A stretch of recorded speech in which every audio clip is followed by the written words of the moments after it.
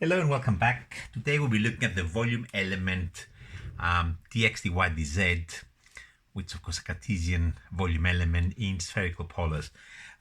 If you're not being asked to prove that, this is in fact equal to, and is quotable unless you're being asked to prove, is r squared sine theta dr d theta d phi. Okay, first of all, let's draw a system of spherical polars so we can see the transformation equations for this. So let's draw it here.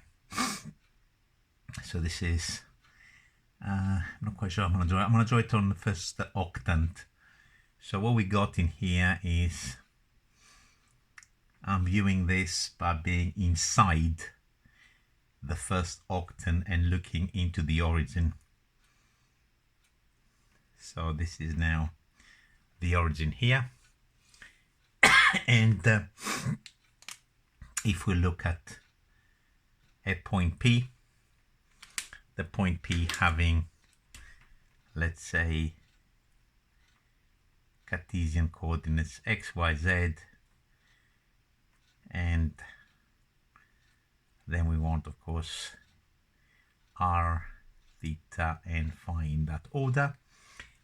This is now the transformation equations. So here is the projection of P onto the xy plane. Let's call it Q there. This is a right angle, of course. And we can definitely say this is the radial distance r. We define as theta the angle that the radial vector makes with the positive z-axis, so that will run from 0, pi over 2 will be on the xy plane until we go to pi when we are fully in the minus z direction, if you prefer it. And lastly, we have another angle which is defined as the angle the projection OQ makes with the positive x-axis and is running in this direction, and this is the angle phi. So if we look at the different quantities here and what they are, if we look at the projection of the the point P, so we're looking at the height z. Let's write it here. Z is r cos theta. And I'm starting with this a little bit odd. Actually, no, let me just rub it off. So let's start with x, y. Okay, z is the easier one and is r cos theta. So that's this distance here. So that's my z, r cos theta. Now, this quantity here, when I'm projecting now the OQ, is of course r sine theta. So this is r sine theta here. Not my x. It's going to be a little bit more than that. Not my y either. But once I know that this is r sine theta, let me actually see if I can fit it. This is r sine theta here. Then my x will be r sine theta cos phi. And my y is r sine theta sine phi. So these are the transformation equations. Sometimes they give them to you. And if, of course, you do x squared plus y squared plus z squared by Pythagoras, you're going to get r squared for this particular set of equations. So let's compute now the the volume element in spherical polars. We're going to do the Jacobian, of course, because that's the proper proof that normally will be accepted in exams. So we can say dx dy dz is equal to the Jacobian matrix with some writing here, and r theta phi, and then oops, I put that in the wrong place. Okay, and then we're going to have, of course, dr d theta d phi. This is some kind of scaling factor, and we need to find what it is. This is going to turn out to be r squared sine theta for this system of coordinates. So we're going to start. It's going to be a bit of tedious trigonometry and algebra, but this is how it goes. dx dx with respect to r, with respect to theta, with respect to phi, dy. This is the definition of this determinant. Now exactly the same thing, dr, d theta, d phi, and then the dz's, dr, dz by d theta, and dz by d phi. And now loads and loads of algebra. Okay. Looking at the equations, dx by dr, that is sine theta cos phi. dx by d theta, so it's going to be r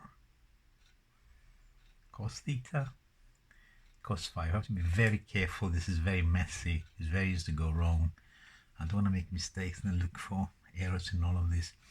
dx by d phi is going to go minus r sine theta sine phi. This is going to be a bit of a monster. Okay, now we're going to y's. With respect to r, sine theta sine phi. With respect to theta, that's going to go cos theta. So r cos theta sine phi. And with respect to phi, sine will go to cos. So it's going to be r sine theta sine phi differentiates to cos phi. Lastly, the z. dz by dr is simply cos theta. It's a little bit simpler. dz by d theta is going to be a minus r sine theta, and at least we got a zero entry somewhere. It will make our life a little bit simpler. Okay, we're going to expand this particular determinant. What do we expand it about? I don't want to do 3, that, and that. What shall I? Plus, minus, plus, minus, plus.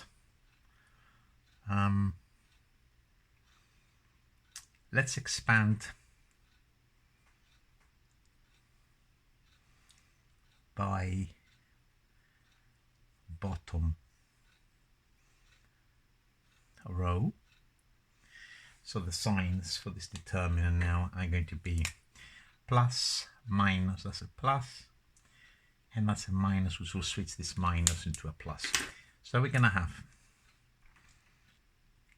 cos theta, so I'm expanding by this row, and now we have the determinant, this bit here. So it's going to be r cos theta cos phi minus r sine theta sine phi r cos theta, oops, what am I going? It's this one, r cos theta sine phi. I was correct the first time around. R cos theta sine phi, and then r sine theta cos phi. What a mess. Okay, now we're going to this entry here. You go a minus, and the minus will make it to a plus. R sine theta. And now it's this entry, so the entries of the determinants are this of the determinant is this and this. So sine theta cos phi,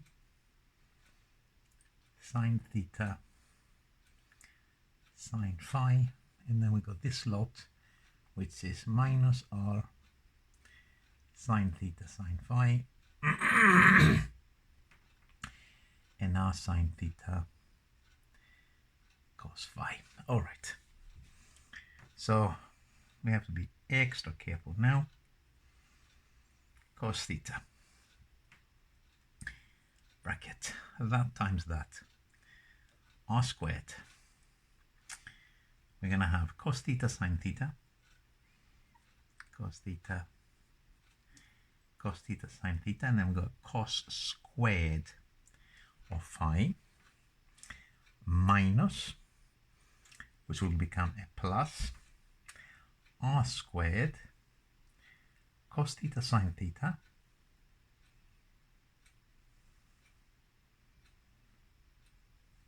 sine squared phi. That's actually rather nice, because I hope you can see once this is factorized, this is 1. Now, will that fit in there? That's the question. So probably not. So let's go to the next line, plus r sine theta. And now we've got just an r sine squared of theta, and then cos squared of phi minus, which will become a plus, r sine squared of theta sine squared of phi. And again, this is looking fairly good. Okay, let's go equal. I'm going to factorize from the first term. I've got an r squared can go out. Once I pull another cos of theta, I'm going to get a cos squared of theta, a sine of theta, and in the bracket I'll be left with cos squared phi plus sine squared phi, which of course is equal to 1, that bit and that bit there, plus r. I'm factorizing out of all of this. We got an r already, so let's put another r, sine squared and sine squared of theta, and another sine of theta, sine cubed of theta. I don't like this, the look of that. Hopefully it will work. And what will happen inside the bracket? We're going to get a cos squared phi plus a sine squared of phi, which of course is equal to 1. And I don't know if I can squeeze it somewhere. I'm going to take this line and move it somewhere here, and hopefully we can simplify it. We can factorize out of this. Yes, it will work. We can factorize out of that r squared sine theta, which is of course this bit here now will appear.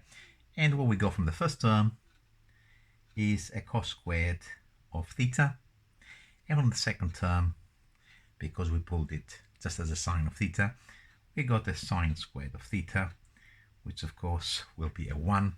And therefore we found this scaling factor to be r squared sine theta, and therefore dx dy dz is r squared sine theta, this bit here, dr d theta d phi, as we expected. Okay, I just want to show a little bit of geometry with all of this. Remember, this is the proof. So if you're being asked to prove, of course, that the Cartesian volume element dx dy dz is equal to that, or you're trying to find it as a proof, you have to use obviously Jacobians, as I just did. It's a little bit messy. It's not that bad actually. I thought it was going to be a lot worse. I haven't done this for a long time, and I think last time I remember that I had the worst memory of it. It wasn't too bad, so I wiped off the Z there. But of course, we can do this by geometry. So if we look at the equations there, I don't know if I can actually fit it in here. I'm going to try my best with this markers is not the best thing to try. So I'm going to try to draw a little bit of a bigger picture. So let's move that. I hope I'm still in the video.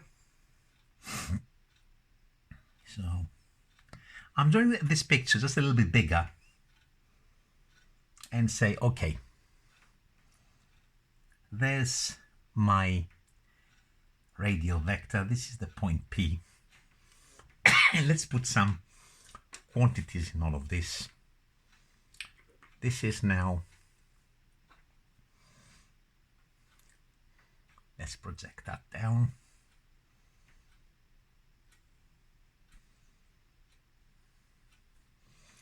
And this is my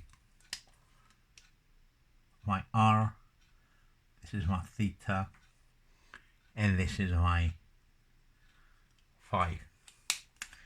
And I want, of course, infinitesimal volume here, dx, dy, dz. So in polars, I'm going to do this by extending my radial vector to this position here. And how big will that be? I wish I had the thinner pen. This is, of course, a dr. Okay. Next, I need to increase my theta by an infinitesimal amount. So theta is moving in this direction. So this is meant to be tiny. So I don't think I'll be able to mark the angle, but this angle here, I'm trying it with pink, is d theta. Again, spare me, no delta thetas, no limiting, just all pure maths. And therefore, if this is d theta, and if you look at this sector here, the length of this bit here is going to be r d theta. But I want to draw it here because, of course, this is going to be r d theta on this side as well. So far we have some kind of area element, which makes sense if you look at the r d theta in terms of dimensions. It is an area. This of course has no dimensions, an angle. R dr is of course an area. So the next thing is to make my phi a tiny bit bigger. So I'm going to move somewhere here. And then I've got this particular arc length. And again, let's use a different color pen or pencil. I'll use that purple pen. This angle here is d phi. So the question now is, what's this arc length here? Remember, this length here, r sine theta, which was here to start with. So that's r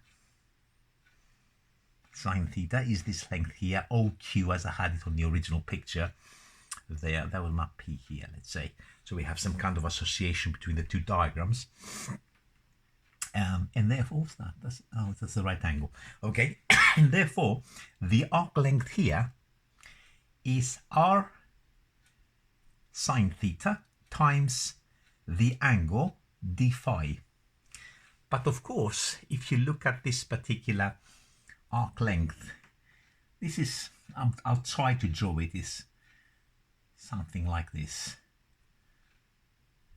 So this is the dr, this is dr d theta, and this bit here is your r sine theta d phi.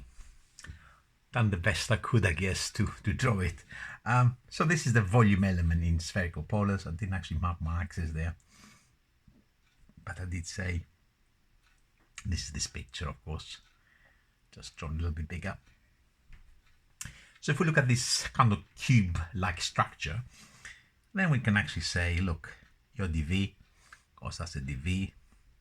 In Cartesian, the dv, of course, is dx, dy, dz, is in fact equal to if we put the non-d bits first.